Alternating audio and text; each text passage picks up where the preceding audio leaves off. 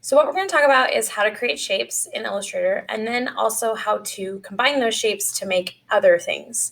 Because we're usually limited by, a rectangle, a circle, and maybe a line. But you can create so many things. And if you really look at shapes, they are using multiple shapes to create something. So you have to start visualizing things as combined shapes together rather than individual shapes on their own. And it's hard because if you think about like a heart, for instance, a heart, it's not a heart shape. I mean, we make a heart shape, but there's no heart shape option inside Illustrator. So how would we create a heart, right?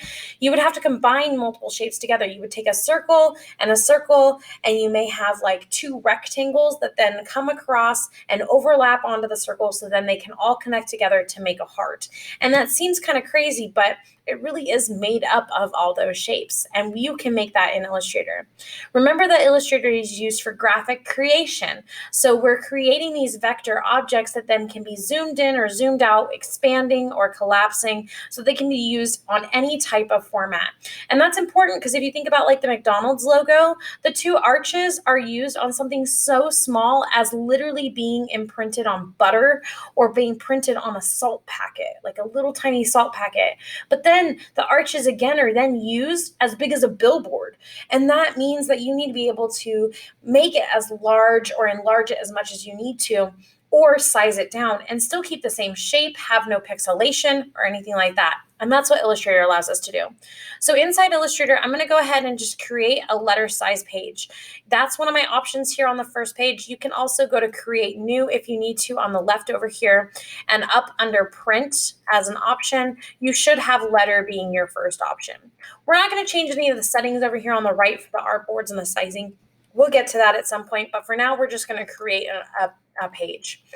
This is going to then generate a letter-sized artboard. And what we're going to do is focus on creating some shapes.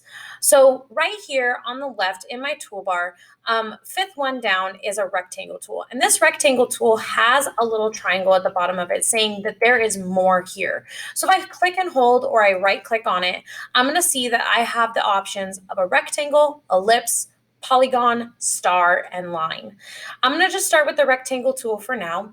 And what I think is important to know as you're using your rectangle tool or any of your shape tools is that there is a fill color associated with it and a stroke color associated with it. And those appear over here in your toolbar.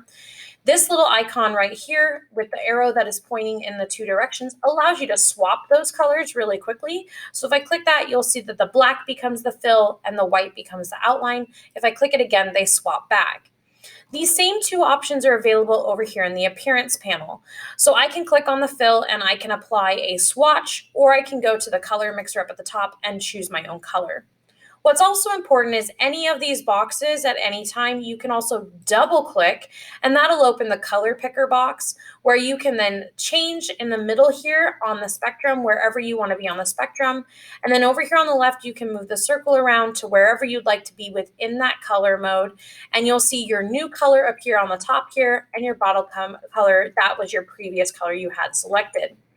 And then it gives you all the information like the hexadecimal number and the RGB code and the CMYK and the HSB.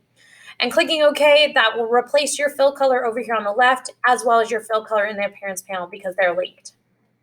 You then just take your crosshair cursor anywhere on the artboard or off of it, doesn't matter, click and drag to begin drawing a square.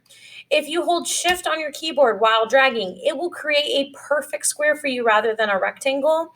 And you need to let go of your click before you let go of your shift key. So that way it does in fact keep that perfect square. The next thing we're going to do is go ahead and click and hold on our rectangle tool on the left and do an ellipse tool this time around.